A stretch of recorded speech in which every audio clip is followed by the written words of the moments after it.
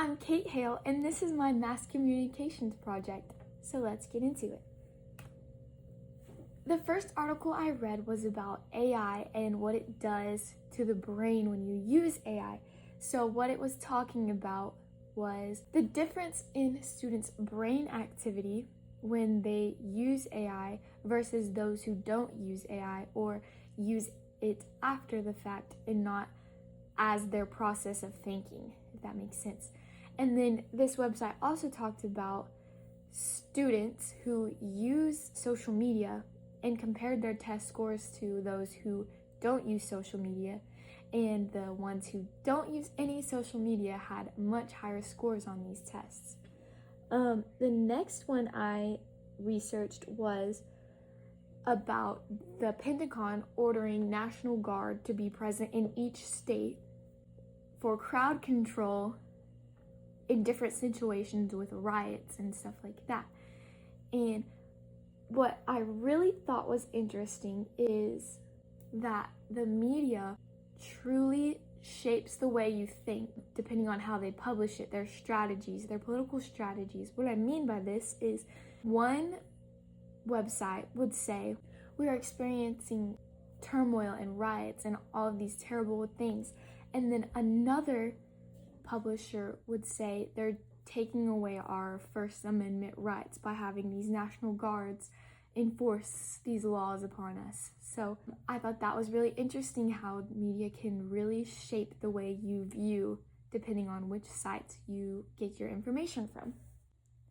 The next website I researched was talking about how the Trump administration actually tried to use the death of Charlie Kirk to shift people's view on a left-leaning group and then also to gain the vote of younger voters. Again, I think the media really shapes the way we view things because this specific website viewed it as bad and it was sketchy how they would use the death of this amazing political figure to gain ground in their political race. And I thought it was interesting how this website shaped it to be that way. It reminds you that media not only reports politics, but it also participates in them. The next website I researched was about the trends that are going to happen in 2025. This was a website published in 2024. But what I thought was interesting is that this source of entertainment is now shaping how we buy things and what we see as valuable. It led me to really think, wow, we really have to know who we are and what we stand for when we go out, even looking on TikTok, because it's very convincing, right? You want to follow all the trends. I think trends are really fun to follow, but you have to know who you are and know how to read media, because following trends can lead people to change who they are and how they act. They can put a face out there. So knowing who you are and having media literacy when looking at these trends is really important. The last article I researched was about the like button and how it actually has deep psychological effects. And the like button actually creates a cycle, right? You post something and then you get feedback from it, and then you love that feedback and you want more, or you want to know how you can get better, right? And then that can also hurt who you are and your identity if you don't know what you stand for, because you'll listen to all these comments. And yeah, it also shows me that apps that incorporated this, their whole culture changed, and maybe it went from having deep comments or stuff like that, and then it went to the top of one button that people have put their identity in. They put their worth in the like button and the follow button. And this website shows that it is truly something mental that makes us crave more and more of those affirming touches of that button. Everyone wants to be liked, right? What I learned in total from section 1 is that media is great. It's fun to interact on media and you can learn lots of things from it. There's lots of valuable tools on it, but it can be easily harmful to your brain in the way you see yourself and the way society reacts to each other. moving on to section 2. I liked this section because you really got to put your own information out there, these observations that you saw yourself.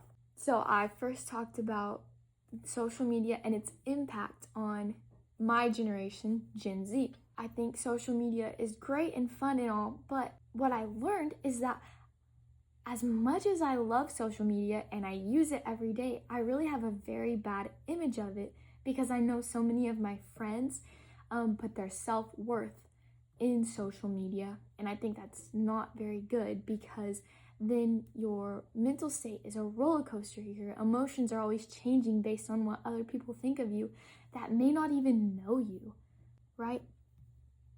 And I also use the example, my fiance, Bo Payne, he was actually on a state-winning football team.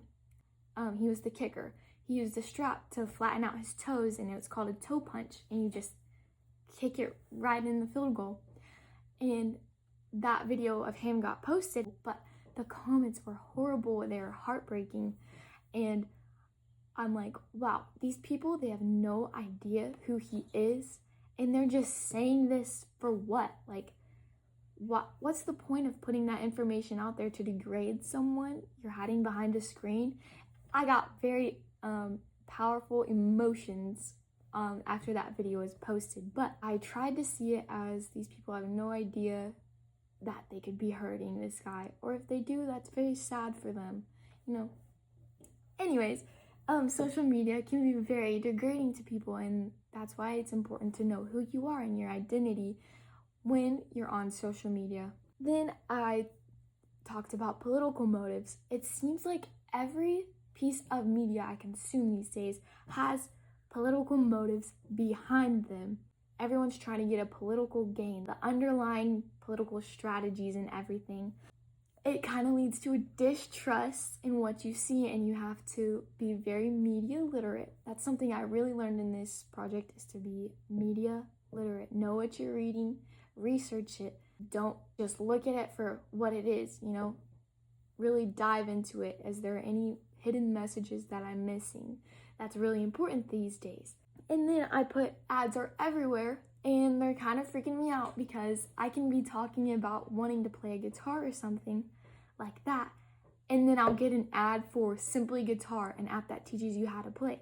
Also, I had to come to terms with ads through sponsorship. Like, some of my favorite influencers, they get sponsored, and I have to come to terms that not everything they say can be true, because they are getting paid to advertise for these companies. And so I've fallen victim a few times to buying products, because I do love a good trend, but I've fallen victim to buying these products that really aren't good for me. So I have to stay active in my mind, knowing that these influencers are just trying to make a living and might not be true. Anyways, what I learned overall, that media is a very, very big part of our lives today. Many people are on it every single day, including myself. But if you don't know what you believe about yourself and about the world, then media will tell you what you believe. So going into it, you have to know who you are and what you stand on. That's why it's important to have a strong sense of media literacy as you're going throughout your scrolling, and to stay true who you are called to be. Thank you so much for this opportunity to do this project. I learned so much, and I hope you enjoy. Bye!